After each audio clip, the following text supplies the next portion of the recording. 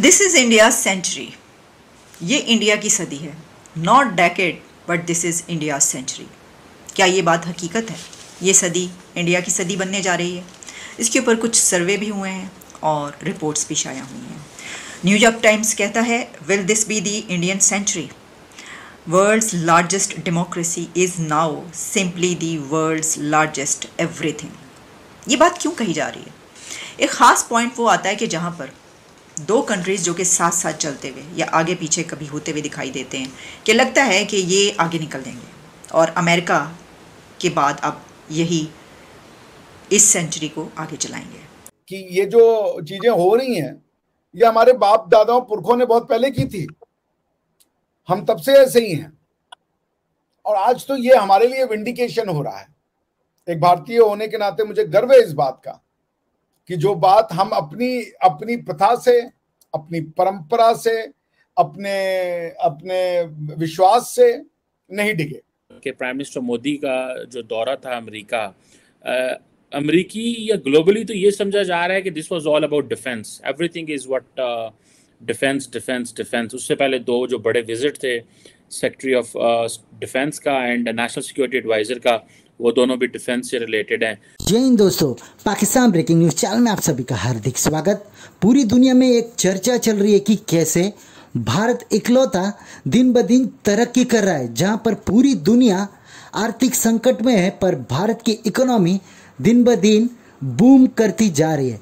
वहीं पर बहुत सारे लोगों ने इसके ऊपर रिपोर्ट्स भी बनाए और कहा कि भारत जल्दी ही दुनिया की तीसरी बड़ी अर्थव्यवस्था भी बन जाएगा। जिस रफ्तार से प्राइम मिनिस्टर मोदी और भारत में लोग काम कर रहे हैं, जल्दी आप देख सकते हैं कि भारत दुनिया के टॉप 3 इकोनॉमी में आ जाएगा। वहीं पर एक गोल्डमैन सैक करके इन्वेस्टमेंट बैंकिंग कंपनी है, उसने ये प्रेडिक्ट किया कि 2075 तक भारत यूएस को क्रॉस कर जाएगा इकोनॉमी में और भारत दुनिया की सेकेंड लार्जेस्ट इकोनॉमी भी बन जाएगा। यहीं पर चाइना भी अब डिक्लाइन मोड पर है। सभी इंडस्ट्रीज जो कि चाइना में सेटअप थी वो दूसरे देशों में मूव हो रही है और चाइना की इकोनॉमी भी श्रिंक होते जा रही है। जहां पर ये ऐसी भी बात चल रही है कि 19th सेंचुरी यूके की थी, 2000 सेंचुरी यूएस की थी और 21st सेंचुरी अब पूरी तरह भारत की होगी, जहां पर कोई भी देश उनका मुकाबला नहीं कर पाएगा और भारत पूरी दुनिया में राज करेगा। न्यूयॉर्क टाइम्स में भी एक आर्टिकल छपा है जहां पर उसमें लिखा गया कि भारत का टाइम आ गया है और भारत फिर से सोने की चिड़िया बनने जा रहा है। जिस रफ्तार से भारत डेवलपमेंट कर रहा है, ऐसा लग रहा है कि वो जल्दी ही पूरी दुनिया में नंबर 1 इकोनॉमी भी बन जाएगा, क्योंकि भारत आईटी सेक्टर में नंबर 1 है और जितने भी बड़ी बड़ी कंपनीज है उनके सीईओ भी भारतीय मूल के हैं। जिस तरह के एजुकेशन भारत के आईआईटी और बड़े इंस्टीट्यूशन में हो रहा है, उन सभी के ऊपर रिसर्च कर रही है बाकी कंट्रियां कि किस तरह का एजुकेशन इन इंस्टीट्यूशन में पढ़ाया जाता है। तो क्या सच्ची में भारत आने वाले दिनों में सुपर पावर बन पाएगा? ऐसे ही वीडियो को अंतिम तक देखते रहिए, लाइक कीजिए, शेयर कीजिए और सब्सक्राइब कीजिए मेरे चैनल को और बेल आइकन दबाना बिल्कुल भी ना भूले और आपकी जो भी राय हो उसे कमेंट बॉक्स में जरूर दे। धन्यवाद। न्यूयॉर्क टाइम्स कहता है, will this be the Indian century? World's largest democracy is now simply the world's largest everything. ये बात क्यों कही जा रही है? एक ख़ास पॉइंट वो आता है कि जहाँ पर दो कंट्रीज़ जो कि साथ साथ चलते हुए या आगे पीछे कभी होते हुए दिखाई देते हैं कि लगता है कि ये आगे निकल देंगे और अमेरिका के बाद अब यही इस सेंचुरी को आगे चलाएंगे। वो हैं इंडिया और चाइना। लेकिन वो कौन सा पॉइंट आता है कि जहाँ पर चाइना पीछे रह जाता है, ये आपको बताएंगे। ये रिपोर्ट्स कहाँ पर आ रही हैं? देखिए, एक तो जैसे मैंने आपको बताया कि न्यूयॉर्क टाइम्स से लेकर दुनिया के जो मीडिया आउटलेट्स हैं वो इसके ऊपर पब्लिश करते हुए नज़र आ रहे हैं। इससे पहले भी कई डॉक्यूमेंट्रीज भी बनी इसके ऊपर और इसके अलावा मैकेंजी एंड कंपनी आप जानते हैं, और ये कंपनी जो है is a global management counselling firm founded in 1926 by university of Chicago, professor James O McKinsey इन्होंने की है। और इस तरह की बहुत सारी कंपनीज और ये इस तरह के सर्वे कर रही हैं कि कौन बनेगा इस सेंचुरी का, इस सदी का बादशाह। ये सिर्फ अब डेकेड तक बात नहीं रह गई, बात बहुत आगे जा चुकी है। तो जैसा मैंने आपको ये बताया कि क्या ये सदी इंडिया की सदी बनने जा रही है, इसके ऊपर थोड़ी सी जब हम नज़र डालते हैं कि वो कौन सी ताकतें हैं, वो कौन से पॉइंट्स हैं, वो कौन से एडवांटेजेस हैं, बेनिफिट्स हैं इंडिया के पास जिसकी वजह से ऐसा हो सकता है। कहा जाता है कि जो 19वीं सदी है वो ब्रिटिश यूनाइटेड किंगडम यानी कि बरतानिया की सदी थी, जो 20वीं सदी थी वो अमेरिका की सदी थी, और जो 21वीं सदी होगी वो इंडिया की सदी होगी, यानी century. 19th century UK, 20th century America and 21st century India. जो मैंने आपको पॉइंट कहा, पहले उस पॉइंट की बात करते हैं कि वो कौन सा पॉइंट है कि जिसमें चाइना पीछे रह गया है और इंडिया आगे बढ़ गया है। एक ग्राफ आपको नज़र आ रहा है, न्यूयॉर्क टाइम्स की रिपोर्ट में एक ग्राफ है, और इसमें आप देख सकते हैं कि एक पॉइंट आता है कि इससे पहले तक चाइना ऊपर जा रहा है और इंडिया भी ऊपर जा रहा है, लेकिन इंडिया उससे नीचे है काफ़ी। लेकिन फिर एक पॉइंट आता है कि जहाँ पर चाइना अचानक से नीचे चला जाता है और इंडिया ऊपर बढ़ता चला जा रहा है।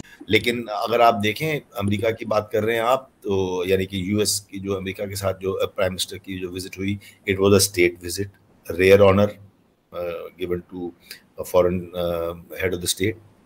फिर उसके बाद इसमें स्पेस पे आर्टेमिस अकॉर्ड पे बहुत बड़ी डील हुई है, बहुत बड़ी अंडरस्टैंडिंग एग्रीमेंट्स हुए हैं स्पेस के क्षेत्र में, स्पेस के फील्ड में। और फिर और कई टेक्नोलॉजीज जो इमर्जिंग टेक्नोलॉजीज हैं, initiative on critical and emerging technologies iCET के तहत ये जो चीजें हो रही हैं ये हमारे बाप दादाओं पुरखों ने बहुत पहले की थी, हम तब से ऐसे ही हैं। और आज तो ये हमारे लिए विंडिकेशन हो रहा है। एक भारतीय होने के नाते मुझे गर्व है इस बात का कि जो बात हम अपनी प्रथा से, अपनी परंपरा से, अपने विश्वास से नहीं डिगे, हम अपनी जीवन शैली को वैसे ही बनाए रहे, वैसे ही हम आज भी सारी दुनिया को नतमस्तक होकर के करबद्ध होकर नमस्ते करते हैं, विनम्रता से बात करते हैं। और आज आपके सामने रिजल्ट है 2050। ये तो बहुत पहले से है, आज से 2012 की भी रिपोर्ट थी, उसमें भी एक फॉक्स एंड नाइट ग्रुप का था कि भाई 2050 इंडिया जो है वो $50 ट्रिलियन की इकोनॉमी होगी। अब गोल्डमैन सैक्स के हिसाब से तो हम $75 ट्रिलियन की इकोनॉमी हो जाएंगे अगर हम if I am not mistaken, जो ये इनका कहना है। तो इसमें कौन सी बड़ी बात, मुझे तो नहीं लगता कि ये कोई ऐसी बात कह रहे हैं जो बड़ी सरप्राइजिंग होनी चाहिए दुनिया को। Slow and steady wins the race. और हमारा टाइम जो है वो education, why India is growing, number 1 the most talented human resource जो है वो आज की डेट में इंडिया के पास है, मोस्ट टैलेंटेड। मैं दुनिया के बाकी लोगों को ये नहीं कह रहा हूं कि वो टैलेंटेड नहीं है, लेकिन इंडिया के लोग टैलेंटेड है, हम्बल है, रिस्पेक्टफुल है। कहीं जाते हैं तो ये नहीं कहते कि हमारे हिसाब से लॉ बनाओ, लॉ अबाइडिंग है। यूरोप में जाएंगे तो यूरोप का लॉ मानेंगे, वेस्ट में जाएंगे, अमेरिका में जाएंगे तो अमेरिका का लॉ मानेंगे। पोलाइट है। और उसके बाद एजुकेशन में तो हमारा कुछ कहना ही नहीं। जैसे अभी कल मैं एक टीवी शो देख रहा था, उसमें किसी एक अमेरिकन ने जोक शो में कहा कि अगर मुझे ये पता करना होता है कि कोई बच्चा इंडियन है कि नहीं है, क्योंकि कई बार मैक्सिकन भी इंडियन के जैसे लगते हैं, तो उसने कहा कि सबसे इजी तरीका होता है कि मैं उससे स्पेलिंग पूछ लेता हूँ। अगर उसको स्पेलिंग सही आती होगी तो वो इंडियन होगा, और अगर उसको स्पेलिंग सही नहीं आती होगी तो वो मैक्सिकन होगा। ये हमारी रेप्यूटेशन है।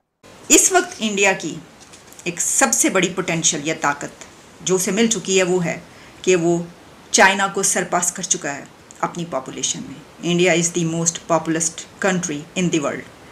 आबादी के लिहाज से इंडिया सबसे बड़ा मुल्क बन चुका है। अब आप कहेंगे कि आबादी तो कमज़ोरी भी हो सकती है, अगर इतने लोग हो गए हैं तो खिलाएंगे कैसे, क्या करेंगे? तो यही तो वो पॉइंट है कि जहाँ पर इंडिया ने ये कर दिखाया है। और वो इस तरीके से कि देखिए, जब किसी की आबादी सबसे ज़्यादा होती है तो उसके उतने ही क्रेडिट्स भी होते हैं। जिसकी जितनी आबादी होगी दुनिया में उतने ही ज़्यादा वो पोटेंशियल प्रोवाइड कर सकेगा, वो उतना ज़्यादा यूथ दुनिया को दे सकेगा। वो कंट्री जिसकी आबादी सबसे ज़्यादा होगी वो दुनिया के प्रॉब्लम्स की सलूशन पेश कर सकेगा, उसकी टेक्नोलॉजी सबसे ज़्यादा दुनिया में पहुंचेगी, उसकी एजुकेशन को दुनिया सराहेगी और उसके लोग पूरी दुनिया में सबसे ज़्यादा काम करते हुए नज़र आ रहे होंगे। और एक ऐसा कंट्री के जिसकी एजुकेशन IIT से लेकर और दूसरे इदारे, उसकी तारीफ दुनिया भर में हो रही हो और दुनिया में खपत हो रही हो। एक होता है खपत होना, यानी ये कि आपके पास डिग्री है, दुनिया में कहीं उसकी कोई जॉब वैकेंसी निकली, उसमें आपने किया तो हाँ ठीक है, इस पे जगह है, इनके पास ये वाली डिग्री है, इनको रख लेते हैं। नो, इंडिया की IIT और दूसरे जो उनकी यूथ है, वो जब किसी दूसरे कंट्री में जाती है तो उनको डिमांड किया जाता है कि हमें ये चाहिए ताकि वहाँ पे जो पढ़ाया जाता है वो हमें पता चल सके, इनकी कैपेबिलिटी से हम फ़ायदा उठा सकें। ये हो चुका है अब दुनिया में।